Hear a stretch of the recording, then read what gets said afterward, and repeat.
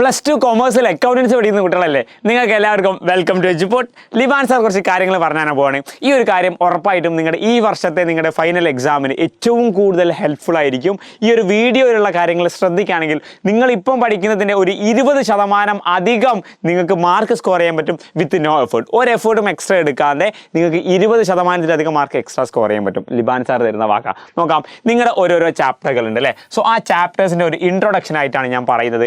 എന്താണെന്ന് വെച്ചാൽ നിങ്ങൾക്ക് 3 പാർട്ടാണ് അക്കൗണ്ടൻസിക്ക്. പാർട്ട് 1, പാർട്ട് 2, പാർട്ട് 3 എന്നുള്ളത്. സോ ഇതിലെ പാർട്ട് 1 ആണ് അക്കൗണ്ടിങ് ഫോർ പാർട്ട്ണർഷിപ്പ്. നിങ്ങൾ ഏത് കൊമേഴ്സ് എടുക്കുകയാണെങ്കിലും ഉറപ്പായിട്ടും ഈ ഒരു പോർഷനിൽ നിങ്ങൾക്ക് 40 മാർക്കിന് ചോദിക്കും. അത് കണ്ടിപ്പാ ഷുവർ, അതിലൊന്നുണ്ടാവില്ല, യാതൊരു കൺഫ്യൂഷൻ ഉണ്ടാവില്ല. അപ്പോൾ നിങ്ങളുടെ ഫൈനൽ എക്സാമിന് ക്വസ്റ്റ്യൻ പേപ്പർ എടുക്കുകയാണെങ്കിൽ അതിൽ 40 മാർക്ക് പാർട്ട്ണർഷിപ്പ് എന്നുള്ള പോർഷൻ ആയിരിക്കും. നിങ്ങൾക്ക് 4 ചാപ്റ്ററാണ് പാർട്ട്ണർഷിപ്പിലുള്ളത്.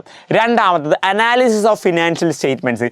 ഇത് അക്കൗണ്ടൻസി വിത്ത് AFS എടുത്ത ആൾക്കാർക്ക് മാത്രമേ ഉണ്ടാവുള്ളൂ.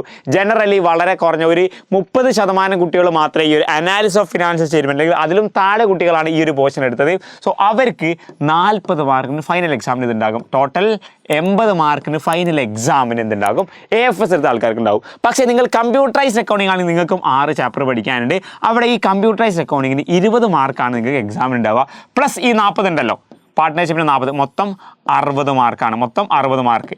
ബാക്കി എന്ത് ചെയ്യും, പ്രാക്ടിക്കലാണ്. +1ലും +2ലും കൂടി എന്ത് ചെയ്യും, ഇവിടെ 20 മാർക്ക്, +1ൽ 20 മാർക്ക്, രണ്ടും കൂടി 40 മാർക്കിന് പ്രാക്ടിക്കലായിട്ടാണ് എന്തുണ്ടാവുക. ഈ ഒരു കമ്പ്യൂട്ടറൈസ്ഡ് അക്കൗണ്ടിങ്ങിൻ്റെ കുറച്ചുകൂടിയും അപ്ഡേറ്റഡ് ആപ്ലിക്കേഷൻ ആയിട്ടുള്ള കാര്യങ്ങൾ എന്ത് ചെയ്യുക നമ്മൾ ചെയ്തത്. അപ്പോൾ ഇങ്ങനെയാണ് നിങ്ങൾക്ക് പഠിക്കാനുണ്ടാവുക. അപ്പോൾ നിങ്ങൾ ഏത് മെത്തേഡിലാണെങ്കിലും നിങ്ങൾക്ക് ഏറ്റവും ഇമ്പോർട്ടൻ്റ് ആയിട്ടുള്ള 40 മാർക്ക് അതെവിടുന്ന അക്കൗണ്ടിങ് ഫോർ പാർട്ട്ണർഷിപ്പ് ആണ്. സോ പാർട്ട്ണർഷിപ്പിൽ നിങ്ങൾക്ക് 4 ചാപ്റ്ററാണ്. ഒന്നാമത്തെ ചാപ്റ്ററാണ് പാർട്ട്ണർഷിപ്പിലെ ബേസിക് കോൺസെപ്റ്റ് എന്നുള്ളത്. നിങ്ങൾക്ക് ചാപ്റ്റർ വൈസ് വെച്ച് നോക്കുമ്പോൾ ഏറ്റവും ഇമ്പോർട്ടൻ്റ് ആയിട്ടുള്ള ചാപ്റ്ററാണിത്. എക്സാം പോയിന്റ് ഓഫ് വ്യൂലും അത്യാവശ്യം നല്ല വെയിറ്റേജ് ഉണ്ട്. പക്ഷേ ഈ ഒരു ചാപ്റ്റർ പഠിച്ചു കഴിഞ്ഞാൽ മാത്രമേ നിങ്ങൾക്ക് അടുത്ത ചാപ്റ്ററുകളിൽ പഠിക്കാൻ പറ്റുകയുള്ളൂ. അതാണ് ഈ ചാപ്റ്റർ ഏറ്റവും വലിയ പ്രത്യേകത. സോ അതിൽ ഇൻട്രൊഡക്ഷൻ, നമ്മുടെ എന്താ പാർട്ട്ണർഷിപ്പ്, അതിൻ്റെ ഫീച്ചേഴ്സൊക്കെ പറയുന്നുണ്ട്. ചില സമയങ്ങളിൽ 1 മാർക്കിനൊക്കെ ഇത് ചോദിക്കും, 1-2 മാർക്കിനൊക്കെ തിയറീസും ഫീച്ചേഴ്സൊക്കെ ചോദിക്കാറുണ്ട്. പിന്നെ ഉള്ളത് ഡീഡ്സ്, അഥവാ പാർട്ട്ണർഷിപ്പിൻ്റെ ഡീഡ് എന്താണെന്നുള്ളതും അതിൻ്റെ അഗ്രിമെൻറ്റും പ്രൊവിഷൻസും. ഇത് ഉറപ്പാ മക്കളെ എക്സാമിന് 3 മാർക്ക്, 4 മാർക്ക് അല്ലെങ്കിൽ 2 മാർക്കിന് എക്സാം ചോദിക്കാറുണ്ട്. ഇത് ചോദിക്കാത്ത എക്സാം പേപ്പർ വളരെ വിരളമാണ്. അടുത്തത് ക്യാപിറ്റൽ അക്കൗണ്ട്. ഇവിടുത്തെ ക്യാപിറ്റൽ അക്കൗണ്ട് അഥവാ ഈ ചാപ്റ്ററിലുള്ള ക്യാപിറ്റൽ അക്കൗണ്ട് അത് അതേപോലെ എക്സാമിന് സാധാരണ വരില്ല. ഐ തിങ്ക് ഏതോ ഒരു വർഷം fluctuating capital method, fixed capital method അങ്ങനെ ചോദിച്ചിട്ടുണ്ട്. പക്ഷേ അങ്ങനെ അധികം ഒരു 5-6 വർഷത്തിലേക്ക് 1-2 തവണ ഒരു തവണയൊക്കെ ചോദിക്കാറുള്ളൂ കേട്ടോ. പക്ഷേ എല്ലാ വർഷത്തെ ഫൈനൽ എക്സാമിനും ക്യാപിറ്റൽ അക്കൗണ്ടിൻ്റെ ഒരു ക്വസ്റ്റ്യൻ ഉണ്ടാകും. അതെന്താ ഇപ്പോഴല്ലേ വരൂല എന്ന് പറയുന്നത്? വരും. എങ്ങനെ?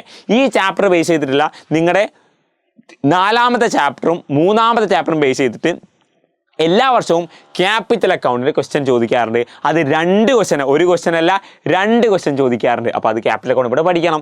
Next profit and loss appropriation account. ഇത് ഈ ചാപ്റ്ററിൽ നിന്നും ഒരു പ്രോബ്ലം ക്വസ്റ്റ്യൻ വരുന്നുണ്ടെങ്കിൽ മോസ്റ്റ് പ്രോബബ്ലി ഈ profit and loss appropriation അക്കൗണ്ടാണ്.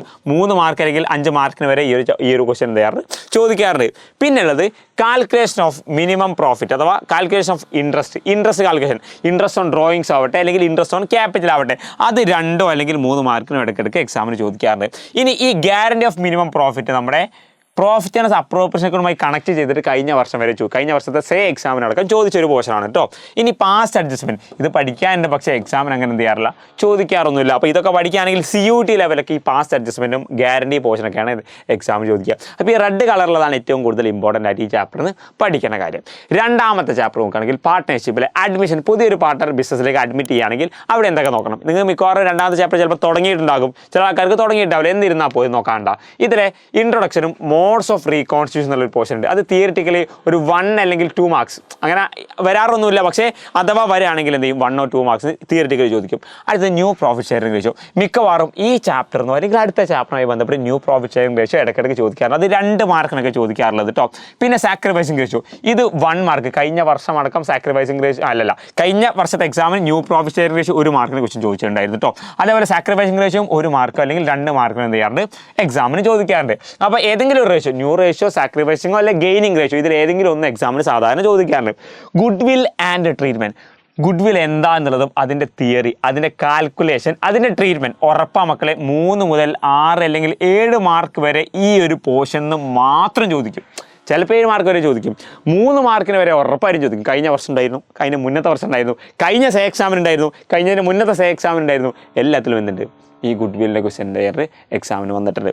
Next final accounts. എല്ലാ വർഷവും 8 മാർക്കിന് ഈ ചാപ്റ്ററിൽ നിന്ന് ഈ പോർഷൻ എന്നാണ് എന്ത് ചെയ്യുക ചോദിക്കുക, ഫൈനൽ അക്കൗണ്ട്സിൻ്റെ അഡ്മിഷൻ എന്നുള്ള പോർഷൻ. സോ ഈ ഒരു അഡ്മിഷൻ ഉറപ്പായിട്ടും ഫൈനൽ അക്കൗണ്ട്സിൽ 8 മാർക്ക് ചോദിക്കും. ക്യാപിറ്റൽ അക്കൗണ്ട്, പാർട്ട്നേഴ്സിൻ്റെ ക്യാപിറ്റൽ അക്കൗണ്ട്, റീവാലുവേഷൻ അക്കൗണ്ടും ബാലൻസ് ഷീറ്റും, ഇതാണ് ഈ ഒരു ചാപ്റ്ററിൽ നിന്ന് ഫൈനൽ അക്കൗണ്ട്സിൻ്റെ ചോദിക്കാറുള്ളത്. അപ്പം ഈ ഗുഡ് വില്ലും ട്രീറ്റ്മെൻറ്റും 3 മുതൽ 6 മാർക്ക്, ഇതിന് 8 മാർക്ക്, 11 മുതൽ 15 മാർക്ക് മുകളിൽ വരെ, അഥവാ ഈവൻ 18, 19 മാർക്കിന് ഏതോ വർഷങ്ങളിൽ ഈ ചാപ്റ്ററിൽ നിന്ന് മാത്രം ചോദിച്ചിട്ടുണ്ട്. 20 മാർക്കിൽ 18 മാർക്ക് എന്ന് പറഞ്ഞാൽ നിങ്ങൾ ആലോചിച്ച് നോക്കും, പകുതി തന്നെ ഈ ചാപ്റ്ററായി. സോ അങ്ങനെ എന്ത് ചെയ്യാറുണ്ട്, ഇമ്പോർട്ടൻ്റ് ആയിട്ടുള്ള പോർഷനാണ് കേട്ടോ. നെക്സ്റ്റ് ഈ ഗുഡ് വിൽ ഇപ്പോൾ ഇവിടെ മാത്രമല്ല, ഈ ഗുഡ് വിൽ അടുത്ത ചാപ്റ്ററിലുണ്ട്. അവിടെ എന്ത് ചെയ്യും, നമ്മൾ ചിലപ്പം പഠിക്കും. സോ റിട്ടയർമെൻറ്റോ ഡെത്ത് ആണെങ്കിലും അവിടെയും ന്യൂ പ്രോഫിറ്റ് ഷെയറിംഗ് റേഷ്യോ കാണും. അഥവാ ഒരാൾ അഡ്മിറ്റ് ചെയ്യുമ്പോഴും റിട്ടയർ ചെയ്യുമ്പോഴും ന്യൂ പ്രോഫിറ്റ് ഷെയറിംഗ് റേഷ്യോ കാണുന്നുണ്ട്. കഴിഞ്ഞ ചാപ്റ്ററിൽ നമ്മൾ എന്ത് ചെയ്തു, സാക്രിഫൈസിംഗ് റേഷ്യോ പഠിച്ചില്ലേ. സോ ഇവിടെ സാക്രിഫൈസിംഗ് റേഷ്യോ അല്ല, ഇവിടെ എന്തുണ്ടാകും, ഗെയിനിങ് റേഷ്യോ എന്ത് ചെയ്യും നമുക്ക് പഠിക്കാനുണ്ടാകും. സോ ഈ ഗെയിനിങ് റേഷ്യോ ആണ് ഇവിടെ പഠിക്കേണ്ടത് കേട്ടോ. നെക്സ്റ്റ് അഡ്ജസ്റ്റ്മെൻറ്റ്സ്, അഥവാ പുതിയൊരു പാർട്ട്ണർ റിട്ടയർ ചെയ്യുമ്പോൾ ക്യാപിറ്റൽ അക്കൗണ്ട് ഉണ്ടാകുന്ന കുറച്ച് അഡ്ജസ്റ്റ്മെൻറ്റ്സുകളുണ്ട്. അതെന്താണ്, അതായത് റിട്ടയർ ചെയ്യുന്ന പാർട്ട്ണർ അല്ലെങ്കിൽ റിട്ടയറിങ്ങോ അല്ലെങ്കിൽ ഡെത്ത് ആകുന്ന പാർട്ട്ണർ പുള്ളിക്കാരൻ്റെ ക്യാപിറ്റൽ അക്കൗണ്ട് പ്രിപ്പയർ ചെയ്യാൻ, അഥവാ അയാൾ ഈ റിട്ടയർ ആവുമല്ലേ, സോ നീ പോകുമ്പോൾ നിനക്ക് ഇനി എത്ര ബാലൻസ് ഉണ്ട് അത് കാൽക്കുലേറ്റ് ചെയ്യാനുള്ള അഡ്ജസ്റ്റ്മെൻറ്റ് എന്ത് ചെയ്യാറുണ്ട്, ചോദിക്കാറുണ്ട്. അത് തന്നെയാണ് ഡിസ്പോസൽ എമൗണ്ട് എന്നുള്ളത്, അഥവാ എത്രയാണ് അയാൾക്ക് കൊടുക്കാനുള്ളത്. സോ അതുമായി ബന്ധപ്പെട്ട് എന്തുണ്ടാകും, നമുക്ക് ലോൺ അക്കൗണ്ട് പ്രിപ്പയർ ചെയ്യാനുണ്ടാകും, ലോൺ അക്കൗണ്ട് പ്രിപ്പറേഷൻ. ഇനി ഫൈനൽ അക്കൗണ്ട്സ്, അഥവാ ഈ ചാപ്റ്റർ ഫൈനൽ അക്കൗണ്ട്സ് ഉണ്ട്, അതെന്തെങ്കിലും അങ്ങനെ എക്സാമിന് ചോദിക്കാറില്ല, പക്ഷേ ജസ്റ്റ് പഠിച്ച് വെക്കുന്നത് എന്താണ് നല്ലതാണ്. സോ ഈ ഡിസ്പോസൽ എമൗണ്ടിലെ ലോൺ അക്കൗണ്ട് പ്രിപ്പറേഷനോ അല്ലെങ്കിൽ അഡ്ജസ്റ്റ്മെൻറ്റ് ഇയാളെ ക്യാപിറ്റൽ അക്കൗണ്ട് എന്ത് ചെയ്യാറുണ്ട്, എക്സാമിന് മിക്കവാറും ചോദിക്കാറുണ്ട്. ഇനി ഈ 2 ചാപ്റ്ററുമായി ബന്ധപ്പെട്ടിരുന്നുണ്ട് നമ്മുടെ പ്രീവിയസ് കഴിഞ്ഞ വർഷങ്ങളിലുള്ള എന്തെങ്കിലും അഡ്ജസ്റ്റ്മെൻറ്റ്സുകൾ, അഥവാ ഈ പാസ്റ്റ് അഡ്ജസ്റ്റ്മെൻറ്റ് പറയുന്നുണ്ടല്ലോ, അഥവാ പാസ്റ്റ് അഡ്ജസ്റ്റ്മെൻറ്റ് 2 രീതിയിലുണ്ട്. ഒന്നാമത്തെ പാസ്റ്റ് അഡ്ജസ്റ്റ്മെൻറ്റ് എന്ന് പറഞ്ഞാൽ മുൻപ് എന്തെങ്കിലും മിസ്റ്റേക്ക് വരുത്തിയതാണ്.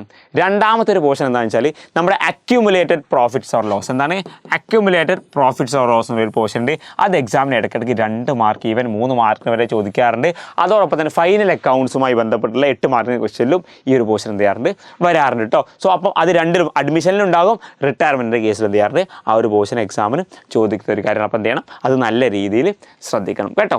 ഇനി ലാസ്റ്റത്തെ ചാപ്റ്ററാണ് ഡിസൊല്യൂഷൻ എന്നുള്ളത്. എന്താ ഡിസൊല്യൂഷൻ, വളരെ സിമ്പിളല്ലേ ഡിസൊല്യൂഷൻ എന്നുള്ള ചാപ്റ്റർ നോക്കണം.